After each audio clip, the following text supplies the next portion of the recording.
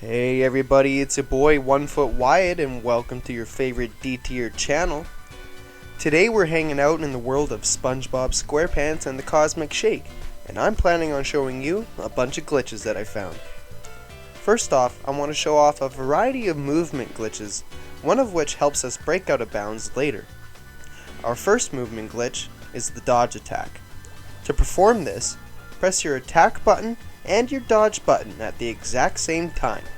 If done correctly, it should look something like this. Our next one is the dodge jump. This one's identical to the first glitch, except you press your jump button and your dodge button instead. You'll know you did it right if you cartwheel through the air like so.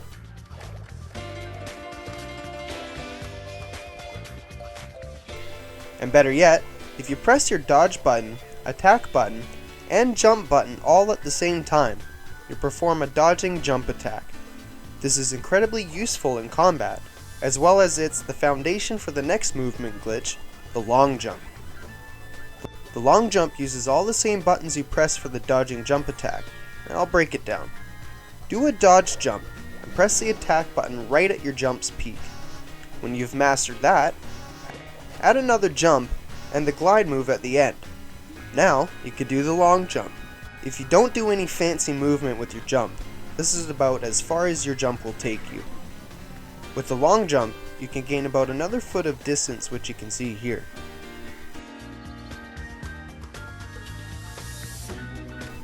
Another movement glitch we have is the boosted trampoline jump.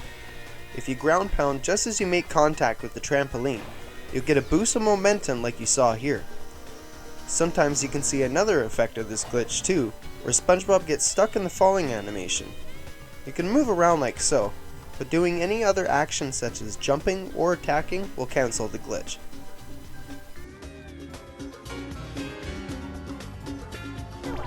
And for our last movement glitch before the big glitches, we have the bubble glide. If you press the shoulder button for your bubble throw as you're gliding, you can bubble throw enemies ahead of time. This helps making your landing safer, or can help by activating balloon platforms as you're gliding to them. You can even bubble an enemy like this, and karate kick him immediately after, giving your karate kick a little more flair. And with this, it's time to move on. With the long jump that we learned, we can get to the later parts of the hub world where we're not supposed to. When in front of Spongebob's house, you can long jump over the water to the other side. There's not much you can do, but you aren't supposed to be on this side until about halfway through the game, which is kinda cool. You can even do another long jump here to get over to the glove world side of the water.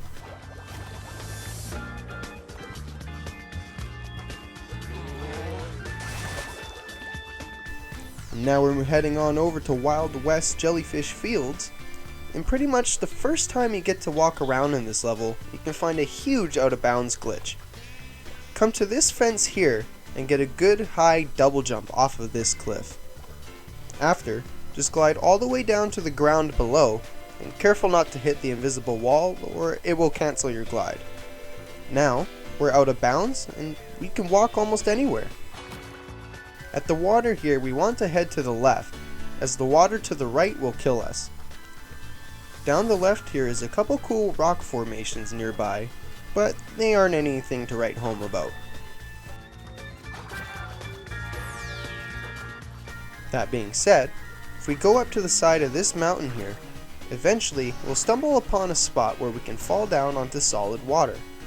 From here, we can find some pretty cool things out of bounds. If we continue to run as far out of bounds as we can eventually get close enough to the background details of the level that we can see it even has a moving texture. But that's not it either. The coolest thing about this glitch is when you pass the skybox and look up. You can actually see the level's loading screen above the level. How cool is that? Before we go ahead and glitch out of bounds in Karate Downtown Bikini Bottom, there's two more spots worth checking out. Firstly, if you decide to follow the mountain instead of falling through it, you can actually loop all the way around to the other side of the level, giving you a nice view of all the nearby rivers. Lastly for this level, is a small out of bounds section in Mrs. Puff's riding ranch. Come to this building here and make your way to the top. You might have to wait a couple seconds for them to arrive, but hop onto these floating platforms and follow them all the way to the end. When the last platform's at the closest point to the cliff, long jump over to it and boom, we're back out of bounds.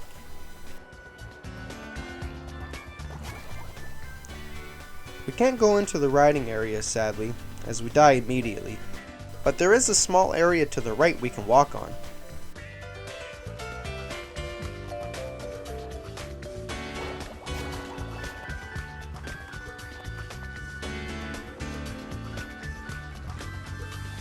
Next up, we're in Karate downtown Bikini Bottom. I ended up getting stuck in the ground pound animation for a bit. It definitely doesn't look pleasant. But the main reason we're here is because we can also get out of bounds on this level too. This is at the Dojo Estate, approaching the rooftop. Follow the path that I take to the left and make your way to these trampolines. From this roof, we can long jump to the red post in the distance, and this is our ticket out of bounds. When we land on this post, we have to head to the right and long jump to the green roof across from us. From there, we can jump down and in between the green roof and the cardboard cutouts. Finally, do one more jump to the right and we fall through the wall and we're once again back out of bounds. There's actually a lot of death planes out here, so in order to explore about, follow the path that I take and you can explore to your heart's content.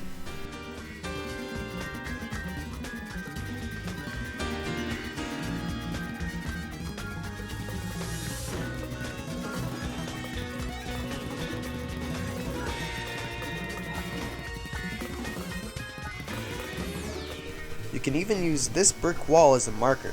If you see this wall, you're heading in the right direction. The first really cool thing we can see is the boss room sitting out of bounds.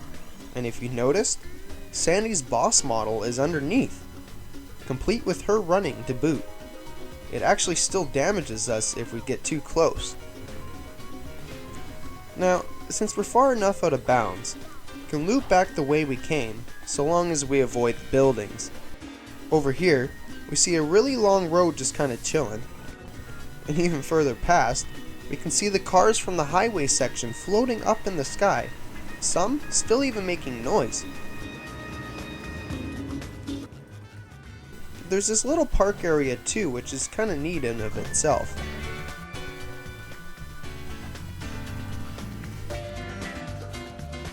And then 3 hours later. After a long trek around the map, we can actually stumble upon the first 2D section of the level, out of bounds, and I think this is super cool. We typically die anytime we get too close though, so it's best to admire this from a distance.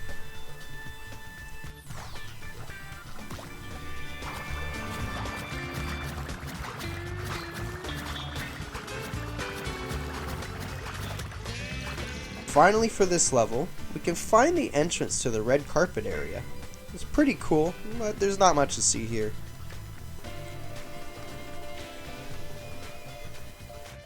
Next up, we're in Pirate Goo Lagoon. Using this large tree as a starting point, we should turn around and head to this little opening on our left.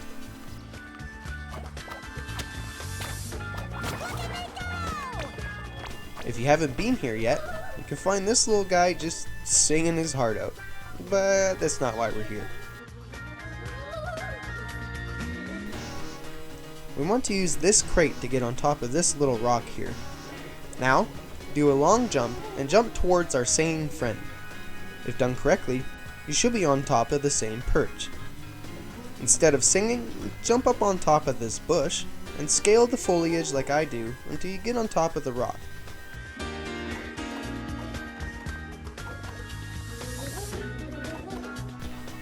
This spot can actually help you skip the anchovy mission if you jump to the fishing hook near the pirate ship that we see below us. And just past this said pirate ship, we can find another rock we can get on top of. Follow the path until you reach these floating tikis. Jump across until you reach the last one, and look to your right. Long jump towards the corner of this tree, and boom, you're out of bounds. Once again, scale the foliage to make your way to the top. There isn't much to see here, but out of bounds is still out of bounds.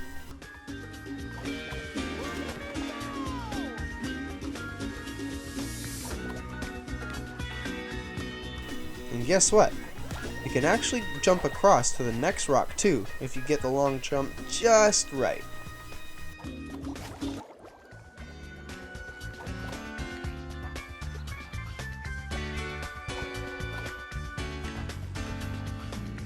Taking another detour, we find ourselves back in the main hub, just a bit later in the game. Once again, starting in front of Spongebob's house, we want to find the nearby seahorse and get on.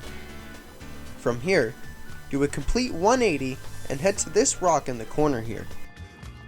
Jump up on top with the seahorse, and as long as you're facing the wall, eventually the seahorse will buck you off and into the mountainside.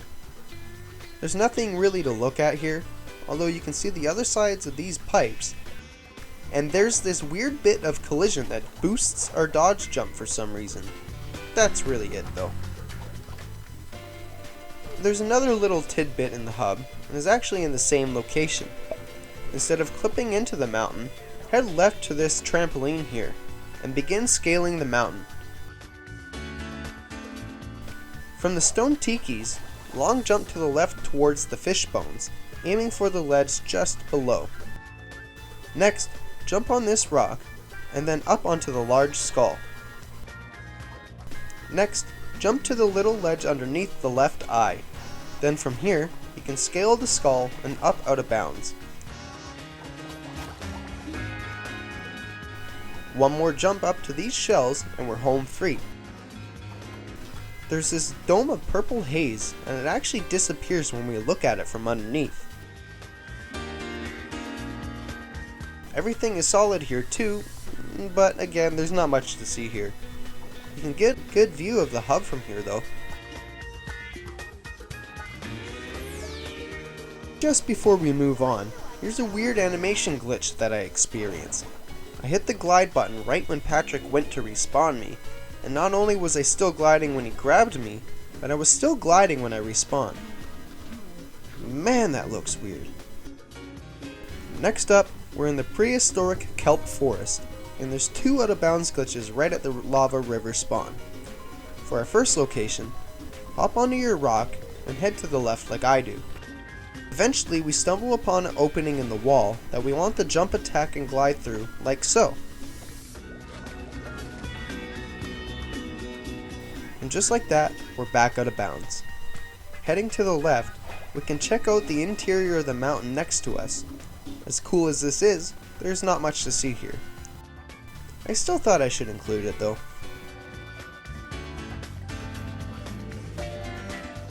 The big glitch here, however, is down near the end of the lava river. After we make it over this log, there's a patch of grass we can jump attack to, which is how we can explore a huge chunk of this level.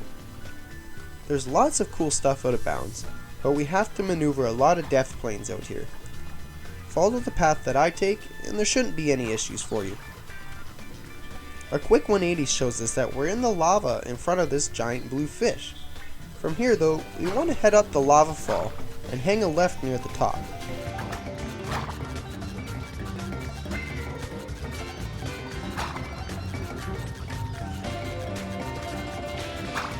We'll stumble upon a fork in the river. You can go left or right, but right just leads to a dead end thanks to a death point. So instead, we'll want to head back and make our way to the left side of the fork. As soon as we see the sea bears ahead, we want to make another left through some trees. This is where the glitch really shines. Here it opens up into a stunningly huge lava lake, and yes, of course, we can travel across the entire thing. Which is exactly what we want to do, 37 seconds later. Until we come across this corner of the lake where the lava drops off. This leads to something really cool. Jumping down, we want to head through these mountain walls and proceed through the gray patch of dirt that reveals itself. Here, we can head to the right to find another lava lake we can explore.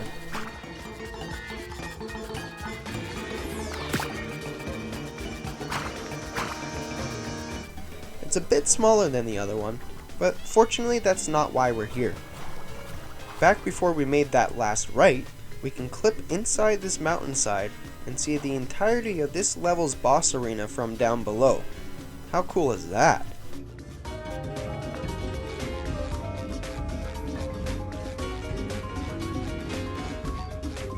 We can even see the spot location for this level under here too. So if you haven't found them yet, there you go. And once again, I found a handful of weird animation quirks in this level, such as me getting stuck inside of myself, another weird glide glitch where I'm not even holding the pizza box, and actually, that makes two weird glide glitches. The best animation glitch I found here, however, involved getting the rock stuck by rolling it off of the log from earlier into some rock spires. I think this kind of speaks for itself.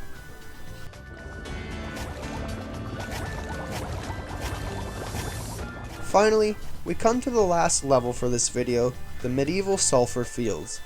Starting at the garden maze spawn, follow the path that I take until we approach some thunder tikis by a pool of water. Get rid of the enemies nearby to make this a lot easier for yourself. Now, scale the thunder tikis like I do, then double jump while pushing towards the hedge. Spongebob should pull himself up and out of bounds. If the tikis blew up on you, cycle through some checkpoints or die in the water for another try. Otherwise, we're out of bounds and can do whatever we like. There's a lot of walking here, but this glitch lets you skip the majority of this level if you were inclined to do so. Follow my route here and we'll see some pretty cool stuff along the way.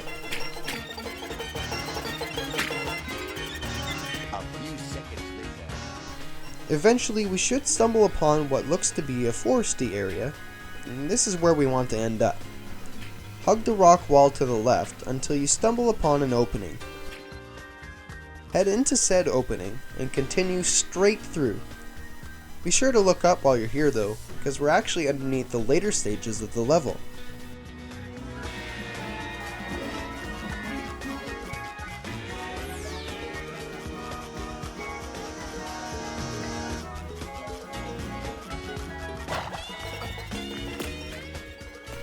After exiting through the opposite opening though, scale the hill and make your way to the left where this patch of grass is.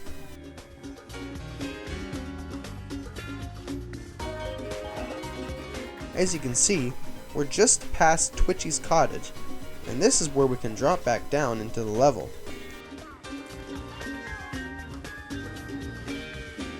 But if you wanted to keep exploring, you can make your way down the cliffside along the river for quite the scenic view.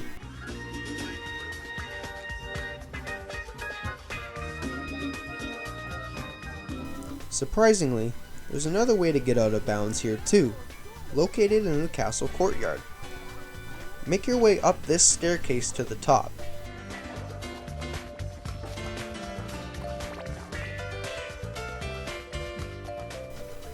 Next, hop up on top of one of these little bricks and long jump across. Next, just long jump out of bounds and land towards these bushes. And boom, we're back out of bounds.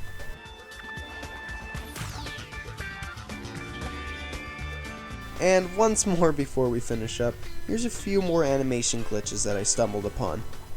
In the boss battle for medieval Sulphur fields, I encountered a flying pie. I got hit by an attack and it yeeted the pie to a plate across the room. Next up is just after the same boss fight. This clip kind of speaks for itself. Finally, we have a glitch with the ghost costume. it turned black in the loading screen, and as soon as I moved, it went back to normal. And that's a wrap. Thanks so much for watching this video, everybody, and stay tuned for brand new content, as well as re-uploaded content from the old channel, Gingy550. Thanks.